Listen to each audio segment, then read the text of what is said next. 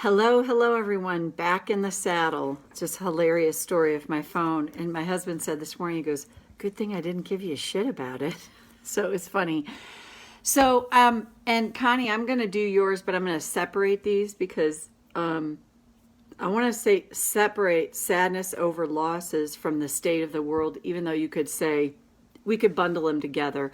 But I think the state of the world deserves its own separate tapping. So I'll do that one tomorrow. So for this tapping, you just think of any losses is not just losses of people or pets, or it's the loss of a job, the loss of a friendship, the loss of a way of life, the loss of it's so many other things. And along with loss is grief.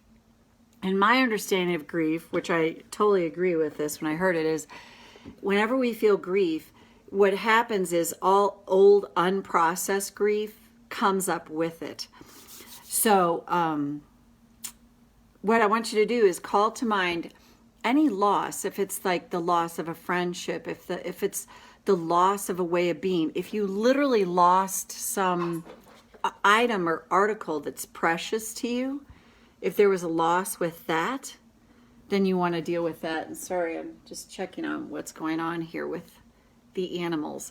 So any kind of loss, and we're just going to call that to mind. So karate chop. Even though I've been dealing with a lot of loss, so much loss in my life, and I'm just going with what's coming, so change the words as you need to. I feel like the God, the universe, has it out for me. I choose to acknowledge this truth right now. Even though I'm dealing with so much loss, it's just a lot. I choose to acknowledge my feelings now. Even though I feel incredible sadness, I've been dealing with so much loss. I feel like I'm going to cry a river of tears. And what if that's totally okay? I choose to honor this truth right now. Go to the eyebrow. All this loss, so much loss in my life. I wonder if I'm telling myself at all that I should feel any differently than I'm feeling. What if somehow I'm telling myself I should see this differently? I should see the good in all of this, the silver lining. But what if the truth is, what I'm really meant to do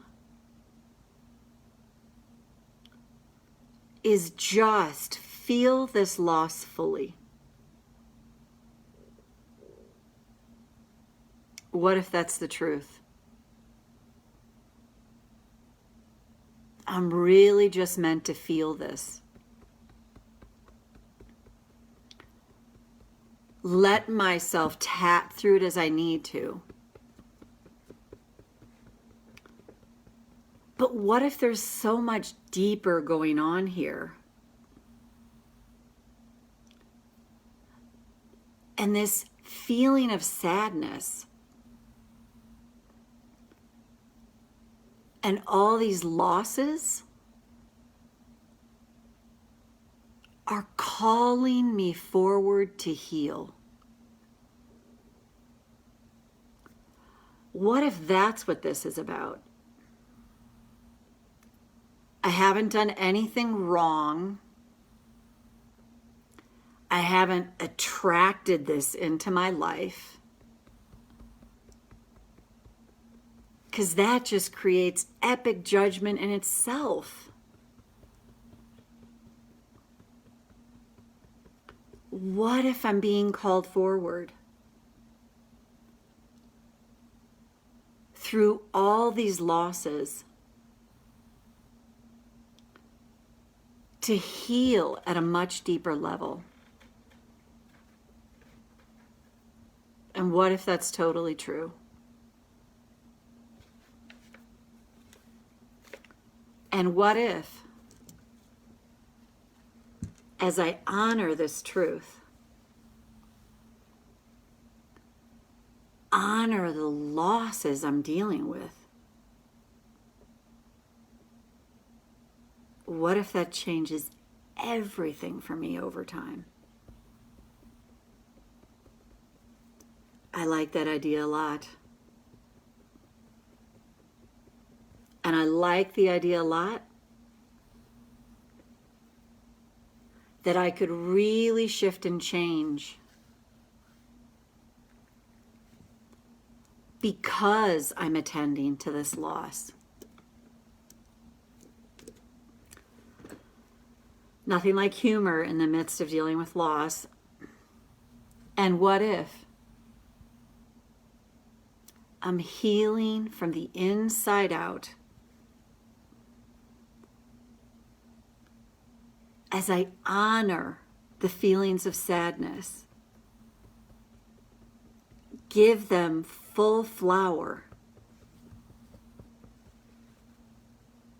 and release what's been in my nervous system even before these losses happened. So take a breath. Sorry, that was a little bit distracting. It's like an animal farm here, which is the way I like it, but stuff like that happens. It was just all of a sudden, it was a little like, hey, Ruth, great to see you, Ruth. I'll do that other video probably tomorrow because I have quite the busy day today, catching up on quite a few things with the loss of my phone and now the recovery of it. And I know I've said this story so many times before, but this is, Connie, specifically for you too, or anybody that's dealing with loss. So many of you know that I lost my sister back in 2019. And the day she passed away, long story short, like my sweet, adorable, loving cat went missing. It was just, you know, in some ways it's so bizarre. It was meant to be, I guess, because that loss of my cat, I was prepared for the loss with my sister, as devastating as it still was. I'd had like an entire year with her being in hospice to continue to grieve and to adjust to the fact that she was going.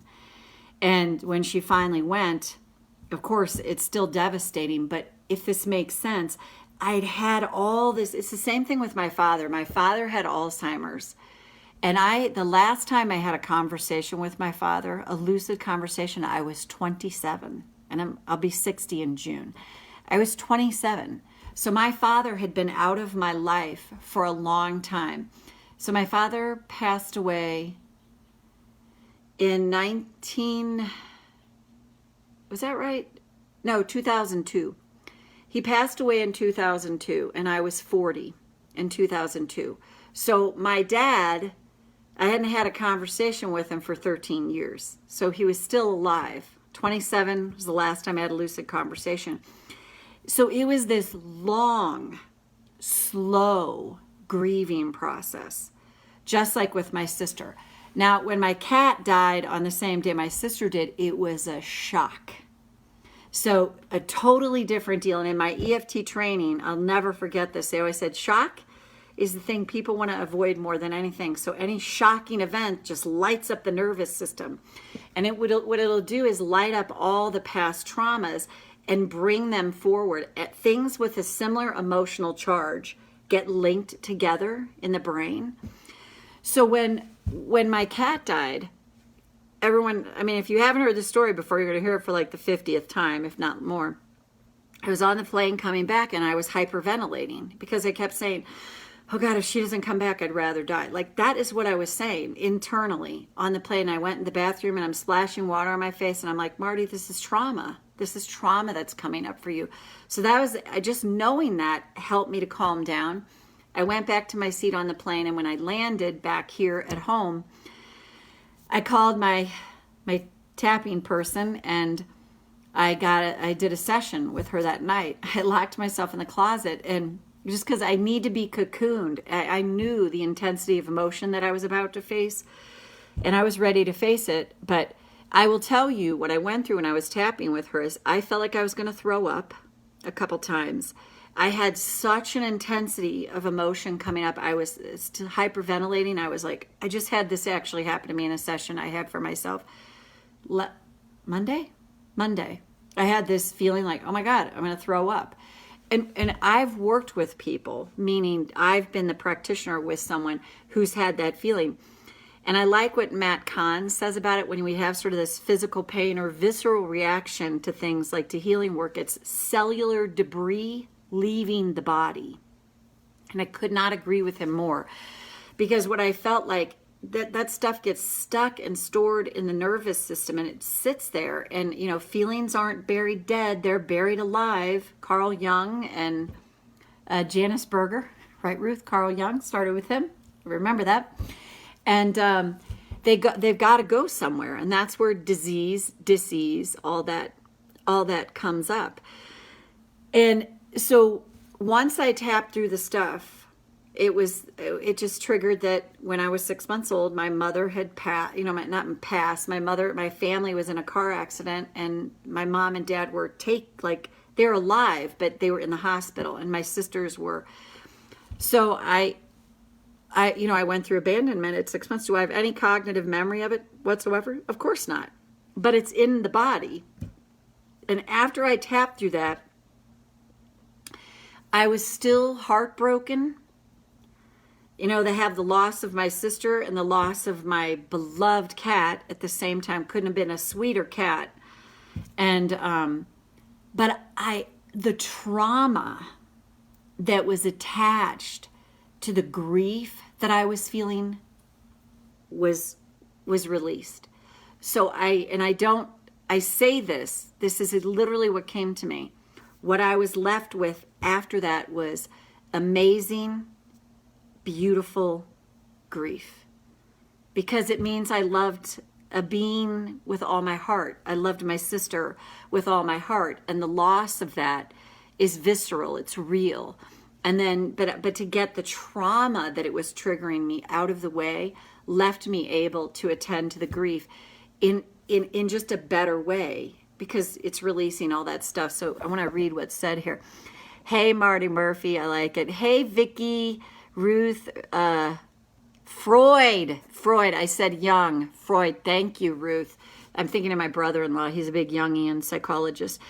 Pre-verbal consciousness. Yes, absolutely. Before we had words, the body knows. Before we had words, often I find if we're really stuck in something, it's something that happened before we had words, and that term pre-verbal consciousness. So I hope that's helpful, Connie. And when you get the trauma out of the way, you're left with the current state of affairs. Because the problem is, if we're not attending to our trauma from the past, it all gets bundled together in this big ball. And that's why sometimes you feel like I could go crazy over this. I'm going crazy. I'm losing my mind over this, because there's all this trauma that's never been attended to, that's bundled together, and it feels explosive. It feels big. It feels real. It feels, like Mount Vesuvius. So anyway, I am nodding as if you can see me. I love it. I love it, Ruth. That's awesome. So that's it for today, ladies. And Ruth, I'll get to that other one tomorrow because I'll have more time, or maybe later today, the other request you have for someone else. That's great. So much love to you both and to everyone else that watches this, and it'll be posted on YouTube shortly. Bye.